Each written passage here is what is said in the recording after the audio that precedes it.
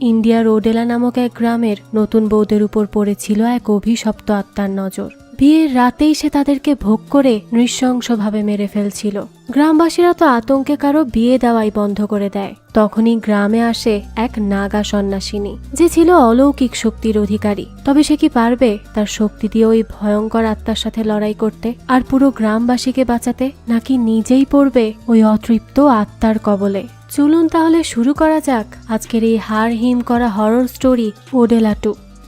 শুরুতেই আমাদেরকে ওডেলার rail station দেখানো হয়। সেখানে আমরা রেল লাইন ধরে একটা মেয়েকে হেঁটে আসতে দেখতে পাই। তার হাতে তখন একটা মানুষের কাটা মাথা ছিল। দৃশ্যটা ছিল অনেক বেশি ভয়ানক। মেয়েটি তখন সেই কাটা মাথা নিয়েই সোজা চলে আসে পুলিশ স্টেশনে। সেখানে তো সবাই তাকে দেখে অনেক বেশি অবাক হয়ে যায় আর অনেক ঘাবড়েও যায়, কারণ মেয়েটার বয়স খুব একটা বেশি ছিল না। তার উপর তার হাতে এই কাটা মাথা রেখে সবাই তো এই নিয়েই কথা বলতে থাকে। তো মেয়েটি তখন সেই কাটা মাথাটি এনে পুলিশ স্টেশনের ডেস্কের উপর রাখে। তখন অন্যান্য পুলিশেরা কথা বলাবলি করতে থাকে। তারা বলতে থাকে যে এরকম ভাবে তো তারা 6 মাস আগে তিরুপাথির মাথা পেয়েছিল, এখন আরো একটা মাথা কোথা থেকে আসলো, তো এটা কার মাথা আর এই মেয়েটা মাথাটি কোথা থেকে পেল, সেই সব কিছু জানতে হলে আমাদেরকে একটু অতীতে ফিরে যেতে হবে। আমাদেরকে 6 মাস আগে চলে যেতে হবে, যখন তিরুপাথির মৃত্যু হয়েছিল। তখনই পুলিশ তার খুনের দায়ে রাধাকে জেলে পাঠায়, আর সেখান থেকে তিরুপাথির লাশটি তারা নিয়ে আসে। এরপরই তার ময়না তদন্ত করা হয়। সেখানেই তখন আমরা পুলিশ স্টেশনে তিরুপাথির ভাই রাঘু এবং তার বন্ধু সাম্বাকে তিরুপাথির লাশটি রিসিভ করার জন্য বসে থাকতে দেখতে পাই। তো এরপরেই তাদের কাছে বডিটা হ্যান্ড ওভার করা হয়। তখন তারা সেই লাশটি নিয়ে তাদের ট্রাক্টরের পেছনে করে গ্রামে চলে আসে। এরপরে তারা সেই বডিটা বাসায় নিয়ে আসে, কিন্তু সেখানে গিয়ে তারা দেখে যে তাদের আশেপাশে কোনো মানুষ নেই। সাধারণত কেউ মারা গেলে তাদের বাড়িতে তো অনেক লোকজন থাকে আর সেখানেই তাদের সৎকার্য করা হয়, কিন্তু এখানে কেউ ছিল না। তখন অন্যদিকে দেখানো হয় যে কেউ একজন যখন এটা দেখে যে তিরুপাথির লাশ গ্রামে আনা হয়েছে, তখনই সে তাড়াতাড়ি করে গ্রাম প্রধানের কাছে যায় এবং তাকে গিয়ে এই খবরটা দেয়। এই খবর শোনা মাত্রই গ্রাম প্রধান অনেক বেশি রেগে যায়, সেটা তাকে দেখেই বোঝা যাচ্ছিল। সেখানে তখন গ্রামের আরো কিছু লোকজন ছিল। তারা কেউই তো এই ব্যাপারটা নিয়ে একদমই খুশি ছিল না, কারণ তিরুপাথি তো কোনো ভালো মানুষ ছিল না। এইদিকে দেখানো হয় যে তিরুপাথির লাশ আনা হয়েছে, অথচ সেখানে তার বন্ধু বান্ধব আত্মীয় স্বজন কেউ আসছে না। সাম্বা তখন একজনকে কল করার চেষ্টা করতে থাকে, কিন্তু তারাও তো তার ফোন ধরে না। আর কেউ ফোন ধরলেও জানায় যে তারা তিরুপাথির শেষ কার্যের জন্য আসতে পারবে না। তো সবাই তিরুপাথির সাথে এমন কেন করছে, এর কারণ আপনাদেরকে জানিয়ে দেই। আসলে সে যখন জীবিত ছিল তখন সে গ্রামের অনেক নিরীহ মেয়েদের উপর নির্মম অত্যাচার করেছে। যেই মেয়েরই নতুন বিয়ে হতো সেই এই তিরুপাথির লালসার শিকার হতো। এমনকি সেই সব মেয়েদেরকে তিরুপাথি মেরেও ফেলতো। আর এই সব কিছু জানতে পেরে তার নিজেরই বউ তাকে মেরে ফেলেছিল। যাক, তো তিরুপাথির এইসব কাজের জন্যই গ্রামের সবাই তার উপর অনেক বেশি রেগেছিল। তারা তো তার মরা মুখও দেখতে চায় না। তখনই দেখানো হয় গ্রামের প্রধান রবিন গ্রামের পণ্ডিতের কাছে যায়। তার সাথে গ্রামের সবাই ছিল। তারা তার কাছে গিয়ে তাকে বলে যে তিরুপাথি তাদের মেয়েদের উপর কিভাবে অত্যাচার করেছে এবং কিভাবে তাদের মেয়েদেরকে মেরে ফেলেছে তা তো সবাই জানে। তাই তারা চায় পণ্ডিত যেন কোনোভাবে তিরুপাথির বংশের বৃদ্ধি আটকে দেয় এবং তার আত্মা যেন কোনোদিনও শান্তি না পায় তার একটা ব্যবস্থা করে। সবার কাছ থেকে এই সব কথা শুনে পণ্ডিত বলে যে তাকে তো এই বিষয়টা নিয়ে একটু সময় নিয়ে ভাবতে হবে, কারণ এটা বেশ জটিল একটা কাজ। তো এই বলেই সে মনে মনে তার রিসার্চ করতে থাকে। আর এর কিছুক্ষণ পরই সে তাদেরকে বলে যে তাদের সমস্যার একটাই সমাধান, আর তা হলো সমাধিদণ্ড। অর্থাৎ যদি কেউ মারা যায় তাহলে হয়তো তাকে মাটিতে দাফন করা হয়, না হলে তাকে আগুনে পুড়িয়ে তার সৎকার করা হয়। কিন্তু তারা তিরুপাথির ক্ষেত্রে এর কোনোটাই করবে না। তারা তাকে অন্যভাবে সমাধিস্থ করবে, যাতে করে তাকে মৃত্যুর পরও শাস্তি পেতে হয়। তারা তখন ঠিক করে তারা তিরুপাথির বডিকে মাটির গর্তে খাড়া করে রেখে দিবে। এরপর তার উপর কালো মুরগির রক্ত দিবে, আর তার সাথে সাথে গ্রামবাসীর পায়ের নখ এবং তাদের পায়ের ধুলো একটি ব্যাগে করে পুঁতে দিবে। এভাবেই সমাধিদণ্ড দেওয়া হবে। আর একবার তারা যদি এই দণ্ড দেয় তাহলে তিরুপাথির আত্মা কখনোই শান্তি পাবে না। সে যা করেছে তার জন্য তার এটাই প্রাপ্য। আর তাছাড়া এসব করলে তার কোনোদিনও আর পুনর্জন্ম হবে না। তার আত্মা সবসময়ই বন্দী হয়ে থাকবে। তো তার এই কথা শুনে গ্রামবাসী মনে করে যে এটাই তিরুপাথির জন্য একদম ঠিক হবে। তাই তারা তাকে সমাধিদণ্ড দেওয়ারই সিদ্ধান্ত নেয়। তো গ্রামের সবার কাছে এই সিদ্ধান্তের কথা তারা ছড়িয়েও দেয়। এরপর দেখানো হয় তিরুপাথির পরিবার এই ব্যাপারে জেনে গেলে অনেক বেশি কষ্ট পায়। তারা তো তিরুপাথির জন্য অনেক বেশি কান্না করতে থাকে, কিন্তু তাদের কাছেও আসলে করার কিছুই ছিল না, কারণ পুরো গ্রামবাসী তাদের বিরুদ্ধে দাঁড়িয়ে আছে। এর জন্য তাদের এটা মেনে নিতেই হয়। তো সেদিন গ্রামবাসীরা সবাই মিলে ঠিক করে যে তিরুপাথিকে যেখানে কুকুর তারপর অন্যান্য জানোয়ারদের পুঁতে ফেলা হয় সেখানেই একটি মরা গাছের নিচে সমাধিস্থ করবে। তো এরপরই দেখা যায় যে তিরুপাথির সমাধি দেওয়ার সময় হয়ে আসে, কিন্তু গ্রামের কেউই তো তার লাশ বহন করতেও যায় না। সবাই তাকে এতটাই ঘৃণা করত। তাছাড়া তিরুপাথির গ্রামের যাদের সাথে ওঠা বসা ছিল, যারা তার বন্ধু বান্ধব ছিল, তারাও সেখানে একবারের জন্যও আসে না। তাই তখন রাঘু এবং সাম্বা মিলে তিরুপাথির লাশ বহন করে তাকে সেই গাছের কাছে নিয়ে যেতে থাকে। তিরুপাথির আত্মা তো তখন অনেক বেশি আহাজারি করতে থাকে, কারণ সবাই তাকে দেখেও না দেখার ভান করছে। কারোরই তার মৃত্যুতে কিছুই যায় আসছে না, আর কারণটা তো আমরা সবাই জানি। তিরুপাথিটা একজন নিকৃষ্ট লোক ছিল। তো রাঘু আর সাম্বা সেখানে তার লাশটি নিয়ে যায়। তখনই সেখানে গ্রামের প্রধান সহ সকল গ্রামবাসী এসে জড়ো হয়। রাঘু তখন গ্রাম প্রধানের কাছে এসে অনেক কান্নাকাটি করতে থাকে। সে তাকে শেষবারের মতো তিরুপাথিকে এমন শাস্তি না দেওয়ার জন্য অনুরোধ করতে থাকে, কারণ তাদের পরিবার একদম ছিন্ন বিচ্ছিন্ন হয়ে গেছে। তার ভাই মারা গেছে, ভাবি রাধা জেলে আছে, তারপরও কেন তারা তাদের সাথে এমনটা করছে? কিন্তু গ্রামবাসীর ক্রোধ তো ছিল অনেক বেশি। এর জন্য তারা রাঘুর কোনো কথাই শোনে না, আর তিরুপাথিকে শাস্তি দেওয়ার সিদ্ধান্তে অটুট থাকে। তারা তখন মাটি খুঁড়ে পণ্ডিতের কথা মতো সেই লাশটিকে দাঁড়া করিয়ে রাখে। এরপর তার উপর গ্রামবাসীদের পায়ের ধুলো, কালো মুরগির রক্ত আর নখ ফেলে ওভাবেই পুঁতে দেয়া হয়। এগুলো করার জন্য তিরুপাথির আত্মা তো চিৎকার করে কাঁদতে থাকে, আর সবাইকে বলতে থাকে যে তারা যেন তার সাথে এমনটা না করে। সে অলরেডি তার কাজের শাস্তি পেয়ে গেছে, সে তো মারা গেছে, কিন্তু তারপরও কেন তারা তাকে পুড়িয়ে তার সৎকার করছে না? তার তো অনেক কষ্ট হচ্ছে, তারা কেন বুঝতে পারছে না? কিন্তু কেউই তো তার এসব কিচ্ছু শুনতে পায় না। তাকে সমাধি দণ্ডই দিয়ে দেওয়া হয়। আর তখন সেখানে প্রচন্ড হাওয়া বইতে শুরু করে। সেই সময় তিরুপাথির আত্মা চিৎকার করে বলতে থাকে যে তারা তার সাথে এটা করে একদমই ঠিক করলো না, সে এর প্রতিশোধ নিয়েই ছাড়বে। সবার ঘুম সে হারাম করে দিবে, তাদের সবার জীবন থেকে সুখ শান্তি সবকিছু কেড়ে নিবে, সেই গ্রামকে একেবারে ধ্বংস করে দিবে। কিন্তু গ্রামবাসী তো তখন তার কোনো কিছুকেই পাত্তা না দিয়ে সেখান থেকে চলে যায়। তিরুপাথি তখনও ক্রোধিত হয়ে চিৎকার করতে থাকে। এরপরে দৃশ্য পরিবর্তিত হলে আমাদেরকে হিমালয়ের দৃশ্য দেখানো হয়। হিমালয়ের পর্বতের মধ্যে একজন বাবা ধ্যানে মগ্ন অবস্থায় ছিল, আর তখনই সে কিছু একটা বুঝতে পারে। তাই সে তার পাশে থাকা দুজন শিষ্যকে বলতে থাকে যে ভারতের ওডেলা নামক এক স্থানে এক দুষ্ট আত্মার জন্ম হয়েছে। সে অনেক বেশি ভয়ঙ্কর, সে সবার বাঁচা মুশকিল করে দিবে আর তার প্রতিশোধ নিতে চাইবে। কিন্তু তাকে বিনাশ করার জন্য কোথাও না কোথাও ঈশ্বর তার দূতকে পাঠিয়েছে।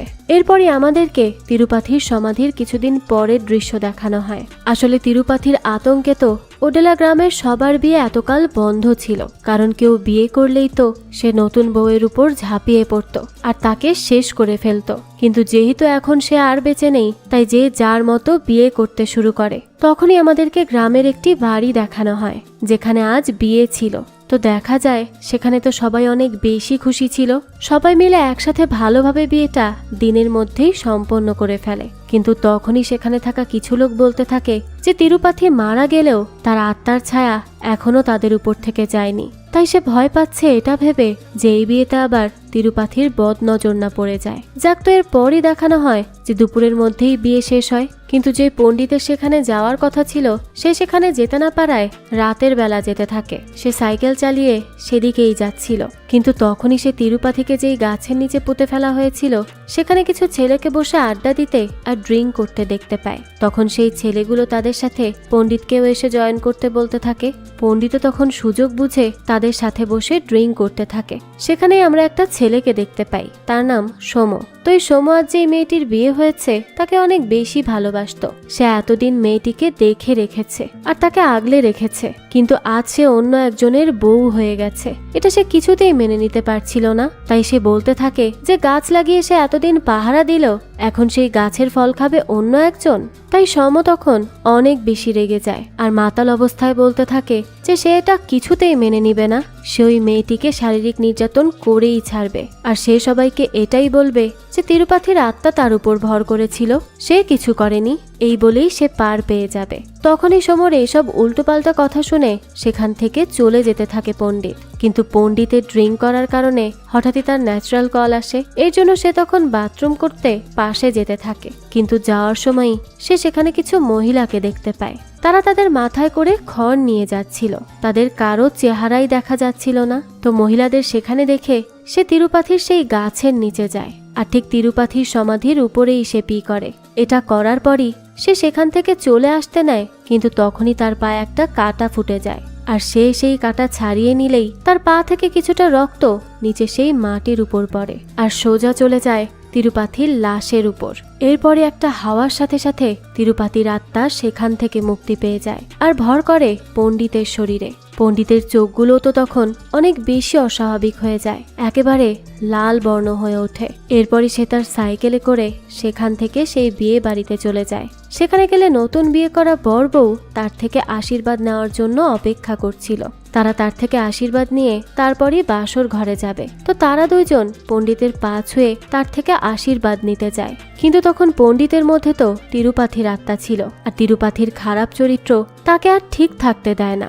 সে তার নষ্ট চোখ দিয়ে নতুন বউকে দেখতে থাকে। তাকে দেখে তো তার মাথাই খারাপ হয়ে যায়। সে আর নিজেকে আটকেই রাখতে পারছিল না। তো এরপরই দেখানো হয় বর বউয়ের পর বাসর করার জন্য চলে যায়। তো তারা সেখানে একে অপরের সাথে বেশ ভালো সময় কাটাতে থাকে আর তারা তখন ঘনিষ্ঠও হয়। ঠিক সেই সময়ই দেখা যায় সেই ঘরের দরজা ভেঙে পণ্ডিত প্রবেশ করে। তাকে দেখেই তো নতুন বর তার কাছে যায় আর তাকে বলতে থাকে যে সে এখানে কি করছে, ভণ্ড পণ্ডিত কোথাকার, এখানে তাদেরকে একসাথে দেখতে এসেছে। এটা বলেই সে তাকে ধাক্কা দেয় এবং তার বাড়ি থেকে বের হয়ে যেতে বলে। কিন্তু ছেলেটি তো জানতো না যে পণ্ডিতের মধ্যে এখন তিরুপাথির আত্মা রয়েছে। তো তিরুপাথি তখন ছেলেটির উপর অনেক বেশি রেগে যায় আর তাকে এক থাপ্পড় দিয়ে তাকে সেখান থেকেই বের করে দেয়। এরপরই সে নতুন বউয়ের কাছে গিয়ে তার শরীরের বিভিন্ন জায়গায় স্পর্শ করতে থাকে। মেয়েটি তো তখন ভয়ে সেখান থেকে পালিয়ে যাওয়ার চেষ্টা করে আর অনেক বেশি কাঁদতে থাকে। কিন্তু তখনই দেখা যায় তিরুপাথি তার চুল ধরে টান দেয় আর সে এত জোরেই টান দেয় যে মেয়েটির মাথা থেকে চামড়া সহ চুল উঠে আসে। সে তো সাথে সাথে মাটিতে লুটিয়ে পড়ে ব্যথায় ছটফট করতে থাকে। কিন্তু সেই সময় তিরুপাথি তার উপর শারীরিক নির্যাতন চালায় আর এরপরই তাকে মেরে ফেলে। এই সব কিছু করার পরই পণ্ডিতের জ্ঞান ফিরে আসে। কিন্তু তখন সেই বাড়ির লোকজন তো তাকে তাদের নতুন বউকে খুন করা এবং তাকে শারীরিক নির্যাতন করার দায়ে ধরে ফেলে আর তাকে মারার জন্য তেড়ে আসে। ঠিক তখনই সেখানে পুলিশও চলে আসলে পণ্ডিত তাদের সামনে বলতে থাকে যে সে কিছুই করেনি, সে তো এখন এসে তাদেরকে অলরেডি মৃত অবস্থায় দেখেছে। তো আসলেই তো সে কিছুই করেনি। কিন্তু কেউই তো তার বলা কথা বিশ্বাস করে না। সবাই তাকে এই সব কিছুর জন্যই দায়ী মনে করতে থাকে, তাকে নোংরা মনে করতে থাকে। যার জন্য পুলিশ তখন পণ্ডিতকে সোজা থানায় নিয়ে আসে আর তাকে অনেক মেরে মেরে সত্যিটা বলার জন্য বলতে থাকে। কিন্তু পণ্ডিত তো বারবারই তাদেরকে একটা কথাই বলে যে সে কিছুই করেনি। তখনই অফিসার তাকে বলে যে সেই একমাত্র সেখানে উপস্থিত ছিল, তাহলে সে যদি কিছু না করে থাকে তবে করেছেটাকে। তখনই পণ্ডিতের গত রাতের কথা মনে পড়ে যায়। সে পুলিশকে জানায় যে আগের দিন রাতে তার সমর সাথে দেখা হয়েছিল। সে নতুন বউয়ের প্রেমিক ছিল, কিন্তু সেই মেয়েটির বিয়ে হয়ে যাওয়াতে তার উপর সম অনেক বেশি রেগেছিল। তার উপর প্রতিশোধ নিতে সে তাকে শারীরিকভাবে নির্যাতন করার কথা বলেছিল। আর তাছাড়া তারা এটাও বলেছিল যে এটা করার পর তারা সবাইকে এটা বলে চালিয়ে দিবে যে সবকিছু তিরুপাথির আত্মা করেছে, তাই এই সবকিছু ওই ছেলেটাই করতে পারে। পণ্ডিতের কাছে এসব কথা শুনে তো পুলিশ সোজা চলে যায় সমর কাছে। সে সেখানে তাকে আর তার সাথে থাকা ছেলেগুলোকে থানায় তুলে নিয়ে আসে আর তাদেরকে উল্টো করে বেঁধে পেটাতে থাকে। পুলিশ তাদেরকে বলতে থাকে যে তারা এটা কেন করেছে, তারা যেন এটা স্বীকার করে নেয়। কিন্তু তারা তো একটা কথাই বলতে থাকে যে তারা তখন নেশার ঘরে ছিল, এর জন্য উল্টো পাল্টা কথা বলেছে। কিন্তু তারা সত্যি এরকম কিছুই করেনি। এখানে তাদের কোনোই হাত নেই। তারা কেন বুঝতে চাইছে না এখান থেকে দৃশ্য পরিবর্তিত হয়। আমাদেরকে তখন রহিম নামের একজন মৌলভীকে দেখানো হয়। তার কাছে এক দম্পতি তাদের ছোট মেয়েকে নিয়ে আসে, কারণ তাদের ধারণা ছিল যে তাদের মেয়ের উপর কোনো খারাপ আত্মার নজর পড়েছে। তো রহিম তখন তাদের থেকে সবটা জেনে নেয়। তারপর মেয়েটির উপর বেশ কিছু ঝাড়ফুঁক করে তাদের হাতে একটি কালো মুরগি ধরিয়ে দেয়, আর তাদেরকে এটা বলতে থাকে যে সে আছে না, সে সবটা ঠিক করে দিবে, তাদের শুধু তার কথা মতো কাজ করলেই হবে। এটা বলেই সে বলতে থাকে যে তারা যেন রাতের অন্ধকারে এই কালো মুরগিটি নির্জন জায়গায় গিয়ে রেখে আসে। তো সেই দম্পতির কথা মতোই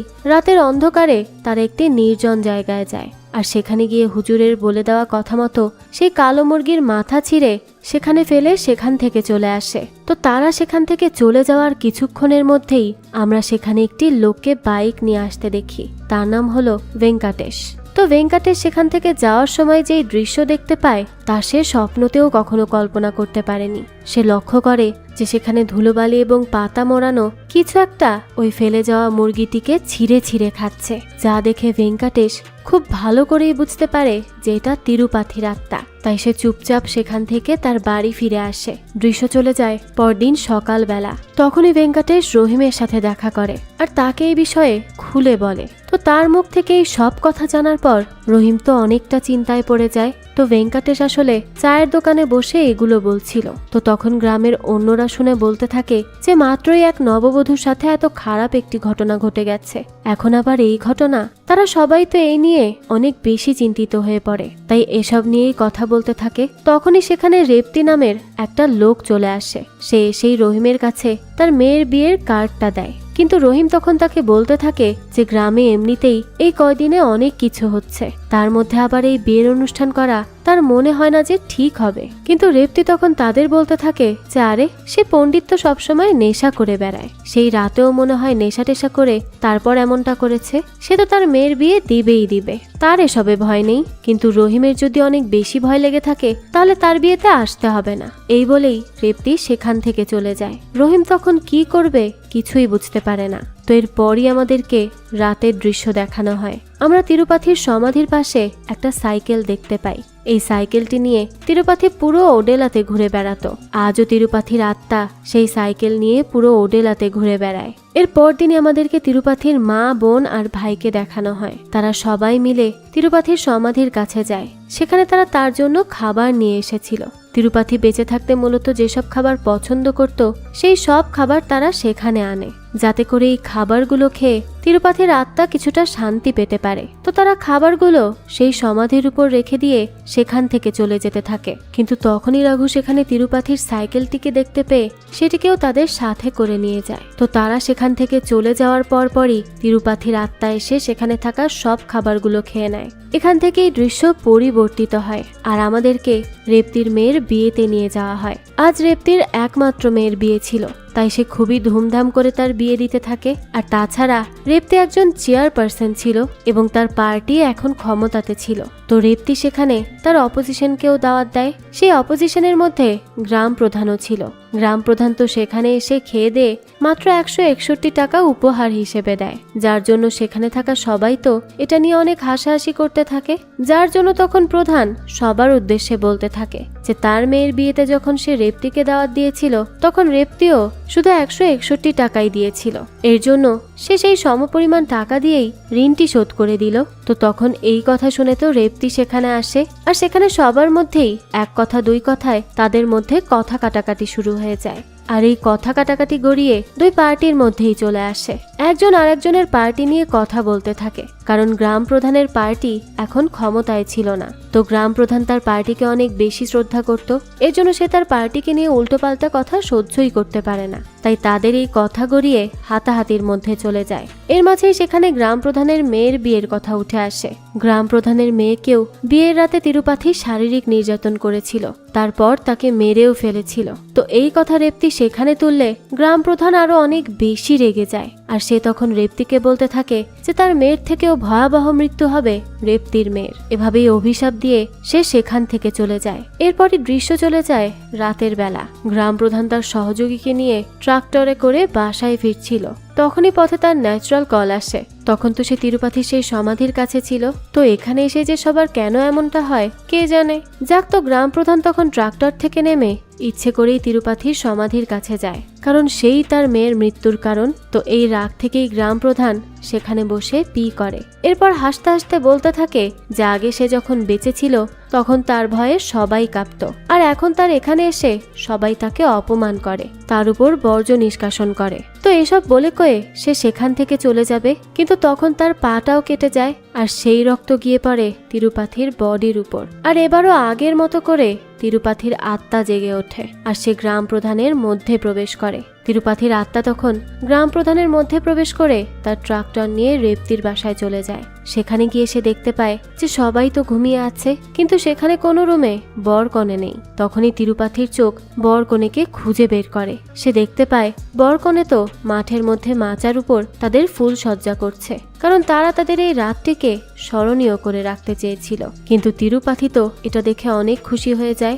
কারণ সে অনেকদিন ধরে এমন কোনো সুযোগই খুঁজছিল। তিরুপাথি তখন সেই মাঠে চলে যায়। সেটা ছিল একটা ভুট্টার ক্ষেত। তো সেই খেতে গিয়েই সে সেখানে আগুন জ্বালিয়ে দেয়। তখনই তার কাছে সেই ছেলেটি আসে আর জানতে চায় সে কে, কেন এখানে এসেছে। গ্রাম প্রধান তখন বলে ওঠে যে সে তিরুপাথি। এটা বলেই সে ছেলেটিকে মেরে সেখানেই অজ্ঞান করে ফেলে। এরপরই সে ওই মেয়েটির কাছে যেতে থাকে। মেয়েটি তখন তাকে বলতে থাকে যে সে তাকে তার বাবার মতো করে চেনে। আসলে মেয়েটি তো আর জানতো না যে এটা গ্রাম প্রধান করছে না, তিরুপাথি করছে। তো তখনই গ্রাম প্রধানের মধ্যে থাকা তিরুপাথির আত্মা মেয়েটির কাছে যায় এবং তার মুখের মধ্যে ভুট্টা দিয়ে তাকে শারীরিক নির্যাতন করে মেরে ফেলে। এরপরই আমাদের পরদিন সকালের দৃশ্য দেখানো হয়। সেখানে পুলিশ চলে আসে আর গ্রামবাসীরাও এসে উপস্থিত হয়। রেবতী তো সেখানে এসে সম্পূর্ণ পোড়া ভুট্টার ক্ষেতের মধ্যে তার মেয়ের নিথর দেহ পড়ে থাকতে দেখে। এটা দেখে তো সে অনেক বেশি কষ্ট পায়। সে তো এসব মেনেই নিতে পারে না। আর তখন সে বলতে থাকে যে এটা গ্রাম প্রধানের কাজ। সে এসে তাদেরকে হুমকি দিয়ে গিয়েছিল। তখনই তো গ্রামের সব লোকজন সেই পণ্ডিত আর গ্রাম প্রধানের উপর অনেক ক্ষেপে যায়। তাই তারা তাদেরকে গাছের সাথে বেঁধে পেটাতে থাকে। তখন তো পুলিশ তাদেরকে বাধা দিতে যায়, কিন্তু সেই সময় রেবতীরা বলে যে এই লোক দুটো তাদের মেয়েদেরকে মেরে ফেলেছে, তারা এদেরকে বাঁচিয়ে রাখবে না। তখন পণ্ডিত এবং গ্রাম প্রধান তাদের কাছে কাঁদতে কাঁদতে বলতে থাকে যে তারা আসলেই কিছু করেনি, তারা নির্দোষ। ঠিক তখনই সেখানে রহিম আসে আর বলে যে তারা সত্যি কথাই বলছে, তারা খুন করেনি, তারা তাদের মেয়ের সাথে কিচ্ছু করেনি। তখন সবাই তো অবাক হয়ে তার কাছে জানতে চায় যে তারা করেনি, তাহলে কে করেছে। রহিম তখন জানায় যে তিরুপাথি এই সব করেছে। তাছাড়া সে তাদেরকে প্রমাণও দেয়। সে প্রথমে ভেঙ্কাটেশকে সেখানে ডাকে। ভেঙ্কাটেশ তখন সবাইকে তিরুপাথির আত্মা দেখার কথা জানায়। এরপর তারা গ্রামের মধ্যে সিসিটিভি ফুটেজে তিরুপাথির সাইকেল আপনা আপনি চলতে থাকার একটা ফুটেজ পায়, সেটাও দেখায়। এটা দেখে তো তখন সবাই তাদের কথা বিশ্বাস করে নেয়। তখন তো তারা এই নিয়েই কথা বলতে থাকে যে তারা কি করবে। ঠিক সেই সময়ই সেখানে এসিপি চলে আসে, কারণ গ্রামে দুটো নৃশংস ঘটনা ঘটেছিল। তো সেখানে এসেই এসিপি পণ্ডিত এবং গ্রাম প্রধানকে অ্যারেস্ট করে নিয়ে যেতে চায়। কিন্তু তখনই রহিম তাকে বলে যে এগুলো সব তিরুপাথির আত্মা করেছে। তো তখন তো তার কথা এসিপি বিশ্বাস করে না। সে রহিমকে বলতে থাকে যে সে আসলে পণ্ডিত এবং গ্রাম প্রধানকে বাঁচানোর জন্য এসব মিথ্যা ভূতের নাটক সাজাচ্ছে। তখন রহিম তাকে বলে যে সে কোনো মিথ্যা বলছে না। তখনই এসিপি তাকে চ্যালেঞ্জ করে বলে যে আচ্ছা, সে একদিন তিরুপাথির সমাধির কাছে একা এক রাত থাকবে, আর তিরুপাথির কোনো ভূত যে এইসব করছে না তা সে প্রমাণ করে দিবে। তো যেই কথা সেই কাজ। এসিপি সেদিন তার টিম নিয়ে তিরুপাথির সমাধির কাছে চলে যায় আর সারা দিন থাকে। এরপর রাত হলে সে সেখানে একা থাকে এবং বাকিরা সবাই চলে আসে। পরদিন সকালেই দেখানো হয় অন্যান্য পুলিশ এসিপির সাথে দেখা করতে যায়, কিন্তু সেখানে গিয়ে তারা দেখে যে এসিপির খোলস সেখানে পড়ে আছে। আর আগের দিন রাতে তিরুপাথি সেখানে এসে এসিপিকে খেয়ে শেষ করে ফেলেছে। এই দৃশ্য দেখার পর তো কারো আর এটা জানার বাকি থাকে না যে এই কাজ আসলে কে করেছে। এই সব কিছু দেখে তো গ্রামবাসীরা অনেক বেশি ভয় পেয়ে যায়। তারা তিরুপাথির আত্মার ভয়ে এবার ঘর থেকেই বের হওয়া বন্ধ করে দেয়। আর কোনো বিয়ের কথা তো তারা ভুলেই যায়। তাদের সবার জীবন অনেক বেশি কঠিন হয়ে গিয়েছিল, যার জন্য তারা এখন কি করবে সেটা নিয়ে ভাবতে থাকে। তো অনেক ভেবে তাদের রাধার কথা মাথায় আসে। তারা তখন সোজা চলে যায় জেলের মধ্যে রাধার সাথে কথা বলার জন্য। রাধা তো তাদের থেকেই সবটা শুনে তাদের উপর অনেক বেশি রেগে যায় আর বলতে থাকে যে যেই শয়তানের হাত থেকে সবাইকে বাঁচানোর জন্য সে ওই শয়তানকে খুন করে জেলে আসলো, তারা সবাই মিলে কিনা সেই শয়তানকেই আবার জাগিয়ে দিয়েছে। গ্রামবাসীরা তখন তাদের এই কাজের জন্য অনেক বেশি অনুতপ্ত বোধ করে। তারা বলতে থাকে যে তারা ভুল করে ফেলেছে, কিন্তু এখন তাদেরকে তিরুপাথির হাত থেকে যদি কেউ বাঁচাতে পারে তাহলে তা একমাত্র রাধা। তো রাধা তখন তাদেরকে জানায় যে তাদেরকে এখন সে আর বাঁচাতে পারবে না। যদি কেউ পারে তাহলে সেটা তার বোন ভৈরবী, যে কিনা ছোটবেলায় তাদের বাড়ি থেকে পালিয়ে গিয়েছিল। তো রাধা আরও জানায় তাদের এখানে পাপামা নামের এক শিব ভক্ত ছিল। ভৈরবী তার কাছে প্রায়ই যেত। আর পাপামার একটি গল্প ভৈরবীর মন ছুঁয়ে যায়। সে ভৈরবীকে বলেছিল যে 12 বছর থেকে একটি মেয়ের পিরিয়ড শুরু হয়ে যায় আর সেটি 53 বছরে গিয়ে শেষ হয়। আর কেউ যদি এই বছরের মধ্যে নিজেকে বিয়ে শাদী থেকে দূরে রেখে কুমারিত্ব ধরে রাখতে পারে এবং 110 কোটিবার শিবের নাম জপ করতে পারে তাহলে শিবের পক্ষ থেকে সেই মেয়ে অসীম শক্তির অধিকারী হবে। তো এরপরে একদিন এই পথ ধরে ভৈরবী তাদের বাড়িতে একটি চিঠি লেখে আর সেখান থেকে চলে যায়। সে তখন থেকেই নিজেকে ধর্মের কাছে সঁপে দেয়, সাধু সন্ন্যাসীদের সাথে করে তপস্যা করতে শুরু করে। আর এখন সে একজন প্রসিদ্ধ নাগা সাধু হয়ে গেছে। সে আরও জানায় যে এখান থেকে বেশ দূরে এক শিব মন্দিরে সংস্কারের কাজে প্রায়ই সে যেয়ে থাকে। তো সেখানে গেলেই তারা ভৈরবীকে পেলেও পেতে পারে। তো তার এসব কথা শুনে তো গ্রামবাসী আর কোনো সময় ব্যয় না করে সেই মন্দিরের উদ্দেশ্যে যাওয়ার জন্য দ্রুত বেরিয়ে পড়ে, কারণ তাদেরকে যে করেই হোক এই বিপদ থেকে রক্ষা পেতে হবে। দেখা যায় অনেক নদী নালা পাহাড় পর্বত পার করে তারা শেষমেশ সেই মন্দিরে এসে পৌঁছায়। আর ভাগ্যবশত তারা সেখানে ভৈরবীর দেখাও পেয়ে যায়। কিন্তু ভৈরবীকে যখন তারা তাদের সমস্যার কথা জানায় তখন তো সে প্রথমে তাদেরকে মোটেই সাহায্য করতে চায় না, কারণ তার কাছে মনে হয় যে গ্রামবাসীরা নিজেদের ভুলের কারণেই এখন এই দিন দেখছে। কিন্তু তারা তাকে অনেক বেশি অনুরোধ করলে ভৈরবী আর তাদেরকে মানা করতে পারে না। সে তাদের সাথে করে তার চিরচেনা মাতৃভূমি ওডেলাতে ফিরে আসে। সেখানে যাওয়ার পরই সে সেই বাড়িতে গিয়ে ওঠে যেখান থেকে তার এই সন্ন্যাসীর জার্নিটি শুরু হয়েছিল। তো সেই ঘরের মধ্যেই সে পাপামার সেই নাগ মন্দির পায় এবং তার সাথে সাথে পাপামার রেখে যাওয়া একটা রুদ্রাক্ষও পায়। সে তখন সেটার কাছে গেলেই সেটাই তাকে পথ দেখিয়ে নিয়ে যেতে থাকে। সে ভৈরবীকে সেই সকল জায়গায় নিয়ে যেতে থাকে যেখানে তিরুপাথি মেয়েদেরকে অত্যাচার করেছিল। এরপরই সেই রুদ্রাক্ষ তাকে তিরুপাথির সমাধির কাছেও নিয়ে যায়। সেই সব কিছু ধীরে ধীরে বোঝার চেষ্টা করতে থাকে। তো ভৈরবী সেখানে গেলে দেখা যায় তিরুপাথির আত্মা চিৎকার করে বলতে থাকে যে সে যেন তার কাছে না আসে। তখনই ভৈরবী তিরুপাথির আত্মাকে ধরে রাখার জন্য সেখানে প্রথমে একটি ত্রিশূল রাখে। এরপর সে পার্মানেন্টলি তিরুপাথিকে সেখানে ধরে রাখার জন্য কিছু সরঞ্জাম চায়। গ্রামবাসীও তখন তাকে সব কিছু এনে দেয়। ভৈরবী এরপর চারদিকে 4টি নন্দে স্থাপনা করে। এরপর 9 ধরনের শস্য, কিছু মানুষের চুল এবং গঙ্গার জল দিয়ে সে তিরুপাথির আত্মাকে তার সমাধির মধ্যেই আটকে ফেলে। আর এরপর সে বলে দেয় যে আজ হলো অমাবস্যা, কাল থেকে তিরুপাথির আত্মা বিনষ্ট হয়ে যেতে শুরু করবে। আর এটা বিনষ্ট হয়েও যাবে, কিন্তু সেই জন্য কটা দিন সময়ের প্রয়োজন। তাই ততক্ষণ পর্যন্ত যেন এখানে কেউ প্রবেশ না করে আর এখান থেকে কোনো কিছু না সরায়। তবে যদি কেউ এখানে প্রবেশ করে তাহলে সাথে সাথেই তিরুপাথির আত্মা ছাড়া পেয়ে যাবে। তাই এখন থেকে 15 দিন পর্যন্ত প্রত্যেক দিন কাউকে না কাউকে এখানে পাহারা দেওয়ার জন্য থাকতে হবে, যাতে করে কেউ এখানকার ধাগা ছিঁড়তে না পারে আর তিরুপাথির আত্মাও মুক্ত হতে না পারে। তাই সবাই একে একে পাহারা দিতে থাকে। এতদিনে তো সব জায়গায় এই খবর ছড়িয়ে যায়, তাই সেখানে মিডিয়ার লোকজনও চলে আসে। তো এর মধ্যেই একদিন সত্যায়ন নামের একজন নিউজ রিপোর্টার ওডেলা গ্রামে আসে আর তিরুপাথির এই কেস নিয়ে বলতে থাকে। তাছাড়া তখন তারা ড্রোনের মাধ্যমে তিরুপাথির সমাধির ভিডিও করছিল, কিন্তু তখনই ড্রোনটি ভুল করে সেই সমাধির উপর গিয়ে পড়ে। এটা তাদের 4 লাখ টাকার ড্রোন ছিল, যার জন্য সত্যায়ন সেটা নিতে চলে যায়। কিন্তু তখন সেখানে থাকা পাহারাদার তার কাছে আসে এবং তাকে জানায় যে যে 15 দিন পর্যন্ত এখানে কারো প্রবেশ নিষেধ, তাই সে এখানে যেতে পারবে না। তো তার এই কথা শুনে তো সত্যায়নকে তখন সেখান থেকে যেতেই হয়। কিন্তু রাতে যখন সেই পাহারাদার ঘুমিয়ে পড়ে, তখনই সবার চোখের আড়ালে সত্যায়ন তার কাটার দেয়াল পার করে সমাধির দিকে যেতে থাকে। সেই তার কাটাতেই আবার তার পা কেটে যায়। আর যখনই সে ড্রোনটি আনতে সমাধির কাছে যায়, তখনই তার সেই পায়ের রক্ত তিরুপাথির কাছে গিয়ে পড়ে। আর ব্যাস, সে সেখান থেকে মুক্ত হয়ে যায় আর সোজা ঢুকে যায়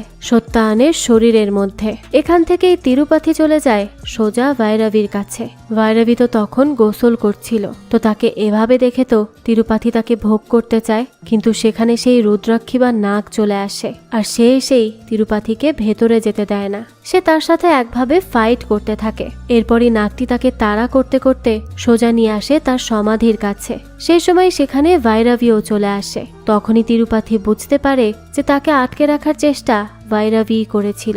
তাই সে ভৈরবীকে বলতে থাকে যে সে যত বড় নাগা সাধুই হোক না কেন, তার হাত থেকে এই গ্রামকে কেউ বাঁচাতে পারবে না, সেই গ্রামকে ধ্বংস করেই ছাড়বে। তখন ভৈরবীও তাকে চ্যালেঞ্জ করে যে সেই গ্রামেরই মেয়ে, যতদিন সে এখানে আছে তিরুপাথি এই গ্রামের কিছুই করতে পারবে না। সে নিজে এই গ্রামকে প্রোটেক্ট করবে আর তিরুপাথিকে চিরতরে শেষ করবে। তো এরপর আমাদের কিছুদিন পরের দৃশ্য দেখানো হয়। সেখানে গ্রামে রাধা ফিরে আসে, কারণ তাকে জেল থেকে ছেড়ে দেয়া হয়েছিল। সে তো জেল থেকে সোজা চলে আসে তার বোন ভৈরবীর সাথে দেখা করতে। এতদিন পর বোনের সাথে দেখা হওয়া নিয়ে সে বেশ খুশি ছিল। এরপরই দেখানো হয় গ্রামের সবাই ভৈরবীকে সাথে নিয়ে একত্রিত হয়। তিরুপাথির কারণে তারা গ্রামে কোনো উৎসবই করেনি এতদিন, তাই তারা এবার একটা উৎসব করার কথা ভাবতে থাকে, কারণ তারা তো ভাবছিল তিরুপাথি বন্দী রয়েছে। তখনই হঠাৎ করে সেখানে দরজা জানালা ভেঙে যেতে থাকে। ভৈরবী এবং সবাই তো তখন বাইরে বের হয়। সেখানে তারা তিরুপাথির আত্মাকে দেখতে পায় এবং সে তাদেরকে তার সমাধির কাছে নিয়ে যায়। সেখানে যাওয়ার পরই সবাই দেখতে পায় যে সেখানে কেমন ঘূর্ণিঝড়ের মতো হচ্ছে। আর তখনই জানা যায় যে তিরুপাথির শক্তি এখন অনেক বেশি বেড়ে গেছে, কারণ সে যখন সত্যায়নের মধ্যে ছিল তখন সে কিছু সাধুর সাথে দেখা করেছিল এবং তাদের থেকে সে তন্ত্রবিদ্যারও শিক্ষা নেয়। আর সেজন্য বায়ু, পানি, আগুন এই সব কিছু এখন তিরুপাথির নিয়ন্ত্রণে চলে এসেছে। তিরুপাথি তখন সবাইকে বলতে থাকে যে এখন আর কেউ তাকে আটকাতে পারবে না। তাছাড়া এখন তাকে কোথাও যেতে হলে মানুষের শরীরেরও প্রয়োজন হবে না। এরপরই দেখা যায় তিরুপাথি পুরো গ্রামের চারিদিকে একটা রেখা টেনে দেয় আর সবাইকে হুমকি দিয়ে বলতে থাকে যে তারা সবাই এখন এখানে বন্দী হয়ে গেছে। তারা চাইলেও আর তার এই রেখা পার করে বাইরে যেতে পারবে না। তারা কেউ যদি এখান থেকে বাইরে যাওয়ার চেষ্টাও করে তাহলে তারা সাথে সাথে মারা পড়বে। সবাই তো তার এই কথা শুনে বেশ ঘাবড়ে যায়। সেই সময় একটা লোক সেখান থেকে চলে যাওয়ার চেষ্টা করতে থাকলে সেই রেখার বাইরে তার মাথা চলে যায় আর দেখা যায় তার মাথা তো সেখানেই কেটে পড়ে যায় আর লোকটি সাথে সাথে মারা যায়। এরপরই গ্রামবাসী সেখানেই আটকা পড়ে যায়। মনে হচ্ছিল তারা সেখানে খুব খারাপভাবে বন্দী হয়ে গেছে। ভৈরবীও এখন জানে না যে এই সমস্যা থেকে সে গ্রামবাসীদের কিভাবে উদ্ধার করবে। সে তো অনেক বেশি চিন্তায় পড়ে যায়। এরপর থেকে তো গ্রামবাসী আরো ভয়তে ভয়তে বাঁচতে থাকে। তারা সবাই তাদের জীবন হাতের মুঠোয় নিয়ে চলছিল। দেখা যায় তিরুপাথির কথা মতো তাদের গ্রামে দুর্ভিক্ষও দেখা দেয়। গ্রামে তো কোনো ফসলও হচ্ছিল না, বাচ্চারা খাবার পানি পাচ্ছিল না, তাই সবাই ধীরে ধীরে অসুস্থ হয়ে পড়ছিল। মাটি শুকিয়ে গিয়েছিল, নদীতে কোনো মাছও ছিল না, বাইরে থেকে কোনো খাবার আনার কোনো সুযোগও নেই তাদের কাছে, কারণ তারা তো সেই রেখা পার করতে পারছিল না। তারা তো কোনো জায়গা থেকে কোনো সাহায্যও পাচ্ছিল না। সবাই দেখা যায় অনেক বেশি অসুস্থ হয়ে পড়ে। ভৈরবী এই অবস্থায় কি করবে কিছুই বুঝে উঠতে পারছে না, কারণ এই সব কিছু তার ক্ষমতার বাইরে ছিল।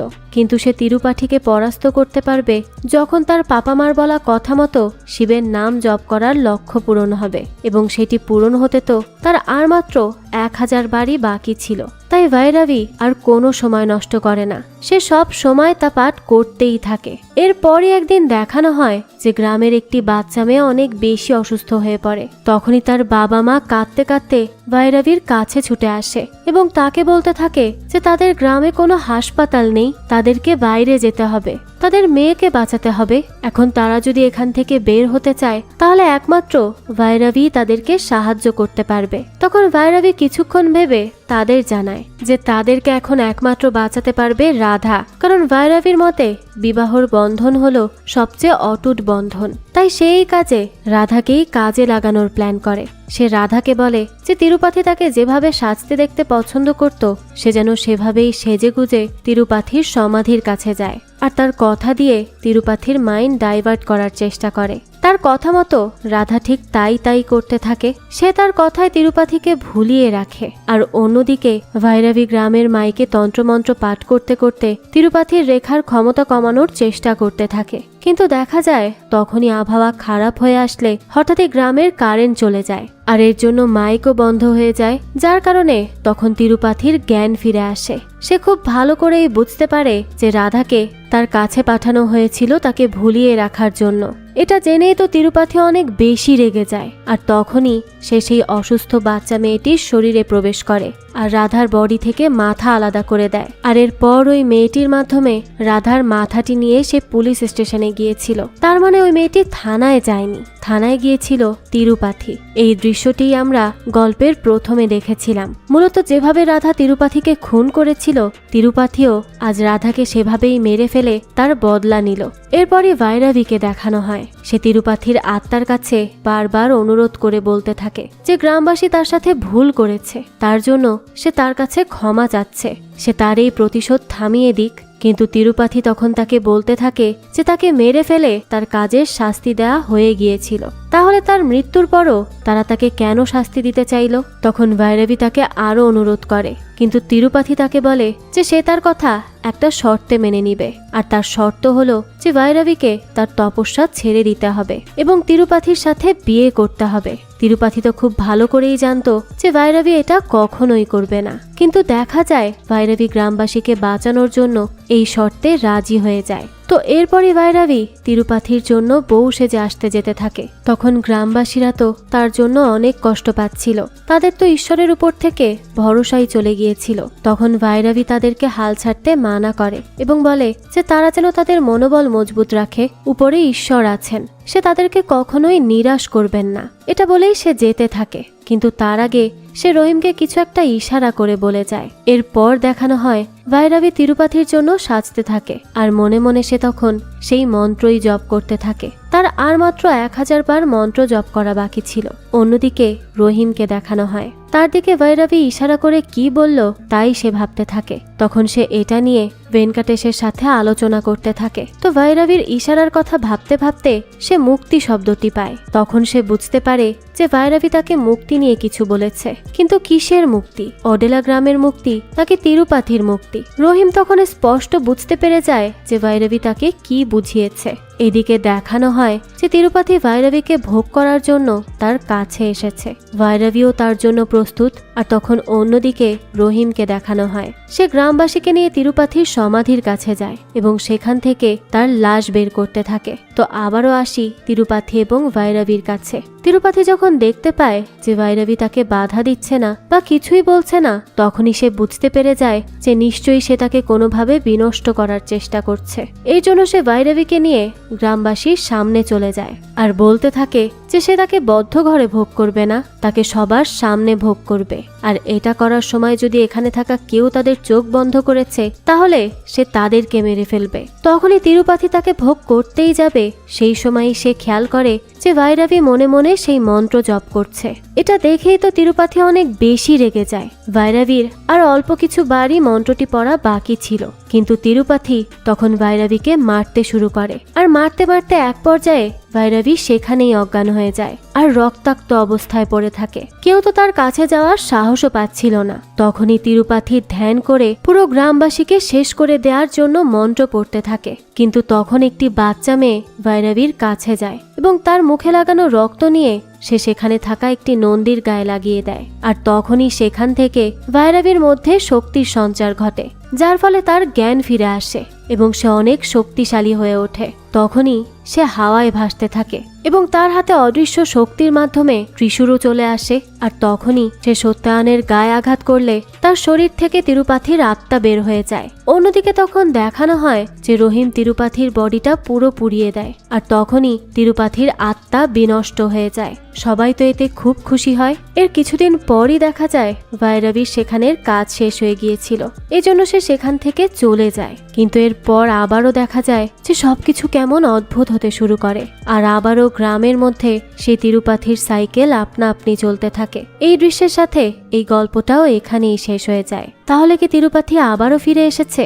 এবার তাহলে গ্রামবাসীর কি হবে? এই বিপদ থেকে তাদেরকে কে রক্ষা করবে? ভৈরবী কি আবারও তাদেরকে সাহায্য করতে এগিয়ে আসবে, নাকি অন্য কেউ? এই সবই হয়তো আমরা জানতে পারবো এর পরবর্তী পার্টে। তবে সেটা কবে আসবে তা তো আমরা এখনো নিশ্চিত নই, কিন্তু যখনই এর পরবর্তী পার্ট আসবে আমি তা আপনাদের জন্য এক্সপ্লেইন করার চেষ্টা করব। এই তো ছিল আজকের গল্প। এই গল্পটা আপনাদের কাছে কেমন লেগেছে সেটা অবশ্যই আমাদেরকে কমেন্ট করে জানাবেন। যদি এতটুকুও ভালো লেগে থাকে তাহলে একটি লাইক দিয়ে যাবেন। আর হ্যাঁ, আমাদের এই চ্যানেলে কিন্তু প্রতিনিয়তই নতুন নতুন ভিডিও আপলোড করা হয়। সেই সব ভিডিওর আপডেট পেতে আমাদের চ্যানেলটিকে সাবস্ক্রাইব করে বেল আইকনে অল দিয়ে রাখতে কিন্তু ভুলবেন না। আরেকটা কথা, আমাদের সকল ভিডিওর আপডেট পেতে জয়েন করতে পারেন আমাদের হোয়াটসঅ্যাপ চ্যানেলে, লিংক কমেন্ট বক্সেই দেওয়া আছে। আজকে তাহলে এই পর্যন্তই, আবারও হাজির হব নতুন কোনো ভিডিও নিয়ে। সেই পর্যন্ত সবাই ভালো থাকবেন আর আমাদের চ্যানেলের সাথেই থাকবেন। ধন্যবাদ।